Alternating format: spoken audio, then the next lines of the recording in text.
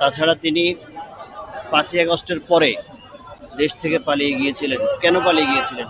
হাসিনার ঘাড়ের উপর সওয়ার হয়ে ওরা লক্ষ লক্ষ মানুষের আমানতকে ধ্বংস করে দিয়েছে। আজকে তারা আত্মহত্যা করতেছে। এখানে এই মানববন্ধনের মাধ্যমে কাউকে পদত্যাগ করাইতে হবে, কাউকে আবার নতুন করে ইনভলভ করতে হবে, এই জিনিসগুলো আমার কাছে খুব একটা পজিটিভ মনে হচ্ছে না যে এখানে কোনো রাজনৈতিক ইস্যু থাকতে পারে। এরকম একজন লুটেরাকে যদি এই ব্যাংকে বসানো হয়, তাহলে এই ব্যাংকের কি অবস্থা হবে? সচেতন নাগরিক হিসেবে আপনারাও বুঝেন, আমরাও বুঝি। সরকারের কাছে আমাদের দাবি হলো যে আমরা হাজার হাজার মানুষের উদ্যোগে বাংলাদেশে ইসলামী ব্যাংকটা পৃথিবীর মধ্যে নাম্বার 1 পজিশনের মধ্যে আছে। এটা জনগণের সম্পদ। জনগণ ভালোভাবে জানে কিভাবে এটাকে পরিচালনা করলে এটা উত্তর উত্তর আরো বৃদ্ধি হবে, জনগণকে বেশি সেবা দিতে পারবে, জনগণ কল্যাণকর কাজে নিজেরা আগাই যেতে পারবে। সুতরাং সরকারের কাছে আকুল আবেদন যে সরকার যেন এখানে এন্টারফেয়ার না করে, সরকার যেন এখানে মোটেও নাক না গলায়। সরকার যদি প্রাইভেট লিমিটেড কোম্পানিতে হাত দেয়, তাহলে তো এটা হলো সরকার জনগণের উপর জুলুম চাপিয়ে দিল। এটা তো অন্যায়, এটা করা কখনোই ঠিক না। সুতরাং আমরা গ্রাহক ফোরামের উদ্যোগে আন্তরিকভাবে সরকারের কাছে বলছি যে দয়া করে আপনি আমাদের এই জনগণের সম্পত্তি জনগণের হাতে দিয়ে দেন। জনগণ উত্তমভাবে বুঝবে কিভাবে এটাকে পরিচালিত করতে হয়। আর আমরা যেটা দেখেছি, হাসিনার ঘাড়ের উপর সওয়ার হয়ে ওরা লক্ষ লক্ষ মানুষের আমানতকে ধ্বংস করে দিয়েছে। আজকে তারা আত্মহত্যা করতেছে। আজকে তাদের ঘরে আনন্দের পরিবর্তে ঘরে ঘরে কান্নার রোল। লক্ষ লক্ষ ডিপোজিটার তাদের টাকা পাচ্ছে না, কত কষ্ট। আবার সেই দোষরদেরকে কিভাবে এই ইসলামী ব্যাংকটা তাদেরকে হস্তগত করে দেওয়ার জন্য এ সরকার চেষ্টা চালাচ্ছে। এটা তো আত্মঘাতী ছাড়া আর কিছুই হতে পারে না। আমাদের সকলেরই অন্তরের অন্তঃস্থলের কথা হলো বাংলাদেশ যেন প্রাইভেটলি, জনগণ যেন নিজেদের কর্মসংস্থান নিজেরা করতে পারে, নিজেদের কর্ম সংস্থানের জন্য নিজেরা কোম্পানি করতে পারে। প্রাইভেট লিমিটেড করে দিতে হবে। সরকার এখানে না তাদেরকে সহযোগিতা করলেই আমাদের দেশ এগিয়ে আসবে, জনগণ এগিয়ে আসবে, সকলেরই কল্যাণ হবে। ধন্যবাদ। এবং ব্যাংকের বর্তমান যে চেয়ারম্যান আছেন, তাকে ছাড়া আমরা ব্যাংকের ব্যবস্থাপনা বাকি যারা আছেন আমরা তাদেরকে নিয়ে সন্তুষ্ট। তাদের ব্যাপারে আমাদের কোনো কমপ্লেন নাই, কারণ তারা দীর্ঘদিন ধরে এই ব্যাংকের কার্যক্রমের সাথে জড়িত।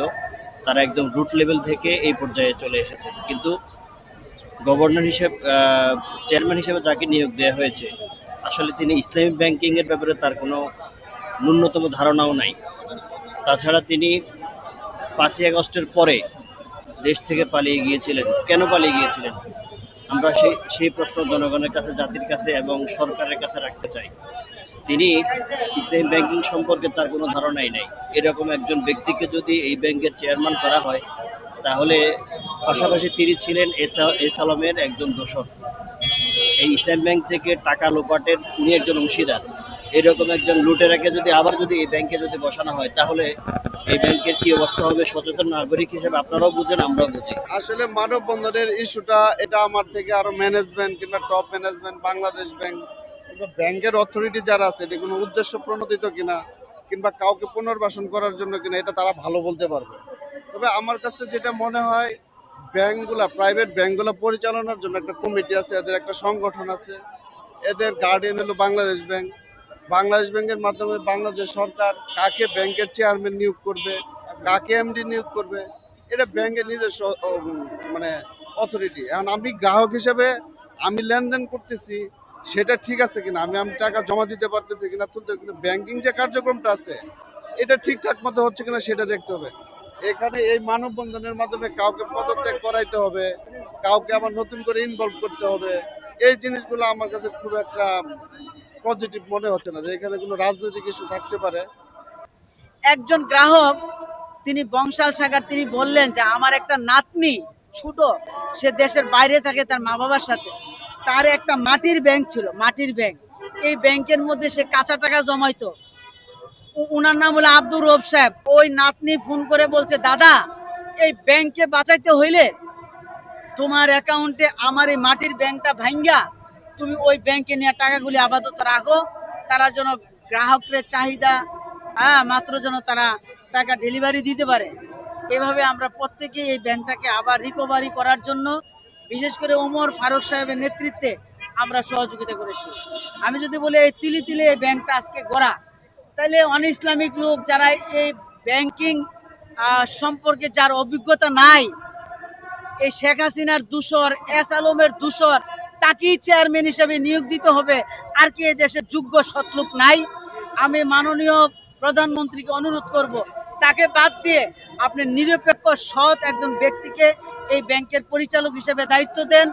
এই ব্যাংকের যখন সমৃদ্ধি বাড়বে, এই দেশের অর্থনীতি সমৃদ্ধশালী হবে, এই দেশ পরিচালনার ক্ষেত্রে এই সরকারি স্বাচ্ছন্দ্য বোধ করবে। আওয়ামী ফেসিবাদের দোসররা ইসলামী ব্যাংকে বিভিন্ন কমিটিতে আসতেছে, এবং যে চেয়ারম্যান আসছে সে তো আগের থেকে লুটপাট করে অভ্যস্ত, বাংলাদেশ ব্যাংকে চাকরি করে আসছে। তারা আবার এখানে আইনা দিছে, এই ব্যাংকের আমানত আসলে ঠিক থাকবে কিনা এই সংখ্যা, এই চিন্তা আমি করতেছি।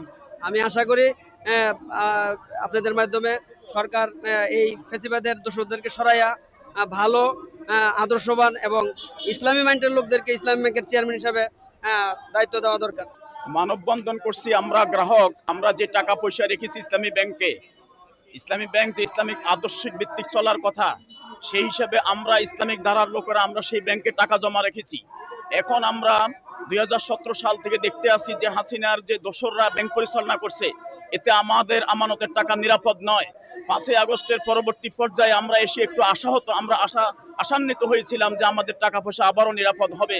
সেই দিক থেকে আমরা আরো একটু আমানত, আরো একটু ইনভেস্ট করে আমরা এগিয়ে আসছিলাম। কিন্তু দেখা গেছে বর্তমান 5ই আগস্টের পরবর্তীতে যে গভর্নর, বাংলাদেশ ব্যাংকের যে গভর্নর এসেছেন, তিনিও আবার সে পূর্বের ধারাবাহিকতা তিনি চলে যাচ্ছেন। তিনি এখন যাকে নিয়োগ দিচ্ছেন খোরশেদ আলমকে, তিনি আমাদের সে আমানত রক্ষার জন্য তিনি নিরাপদ নয়। তিনি হলেন সেই এস আলমের দোসর, তিনি হলেন আমাদের টাকা আমানতের খেয়ানতকারী। সুতরাং আমরা তাকে মেনে নিতে পারি না। আমাদের যতক্ষণ পর্যন্ত আমাদের টাকার আমানতের গ্যারান্টি আমরা না পাই, ততক্ষণ পর্যন্ত আমাদের কর্মসূচি চলতে থাকবে ইনশাআল্লাহ। ইসলাম ব্যাংক ফেসিস্টটা দখল করে নিচ্ছে, সেটা আমরা রুখে দাঁড়ানোর জন্য আমরা গ্রাহকরা এই অনাকাঙ্ক্ষিত ফেসিস্টের হাতে ব্যাংক যাক, এটা আমরা আশা করি না, কামনা করি না। সেটাকে ঠেকানোর জন্য আমরা আন্দোলন করতেছি। এখন বর্তমান যাকে চেয়ারম্যান হিসাবে নিয়োগ দেওয়া হয়েছে তাকে আমরা অপসারণ চাচ্ছি। ক্ষতিটা কি হতে, সে ইসলামের দোষ, আওয়ামী লীগের দোষ, তাকে আনা হয়েছে। যে আওয়ামী লীগ ইসলাম ব্যাংকে 17 সালে ধ্বংস করে গেছে, তাকে আবার আনা হয়েছে। উদ্দেশ্য তো একই। ফ্যাসিস্ট সরকার তো দেশপ্রেমিক ছিল না, আমরা মনে করছিলাম এই সরকার দেশপ্রেমিক, কিন্তু আমরা দেখতে পাচ্ছি এই সরকারের মধ্যে ফ্যাসিস্ট সরকারের ভূত এসে ঢুকে গেছে। এবং তারা দেখা যাচ্ছে যারা ইসলামপন্থী, ইসলামের আইন কানুন ভালো জানে এবং যারা ইসলাম ভিত্তিক অর্থনীতি চালুর উপরে জ্ঞান রাখে, তাদেরকে বাদ দিয়ে একটা ফ্যাসিস্টের সহযোগীকে উনি আবার এই ব্যাংকের মধ্যে নিয়োগ দিয়েছে। এবং উনি আবার যে এই ব্যাংকের টাকা পাচার করবে না, এর কোনো গ্যারান্টি নেই, কারণ কুত্তার লেজুর কখনো সোজা হয়। প্রিয় গভর্নর সাহেব, মাননীয় গভর্নর সাহেব, আপনি আসামের প্রীতি ছেড়ে দেন, ওই প্রীতি করবেন না আসামদের পক্ষ নিয়ে। মাননীয় প্রধানমন্ত্রী, আপনার ধ্বংসরাই ডেকে আনতেছে ওই ব্যাংক ডাকাতরা, যে ব্যাংক ডাকাতরা চাচ্ছে আপনি যাতে দেশ পরিচালনা করতে না পারেন। এরা হলো আপনার শত্রু, এই গভর্নর আপনার শত্রু, যাতে আপনি দেশকে অর্থনৈতিকভাবে স্বাবলম্বী করতে না পারেন, সেই জন্য তারা আপনাকে আপনার পরিস্থিতি দেওয়ার জন্য তারা চেষ্টা করতেছে। আমরা কোন ব্যাংক ডাকাতের হাতে ব্যাংক তুলে দেব না, দেব না, দেব না। ব্যাংক ডাকাতদেরকে আমরা প্রতিরোধ করা পর্যন্ত আমরা রাজপথে থাকবো এবং তাদেরকে প্রতিরোধ করবো ইনশাআল্লাহ।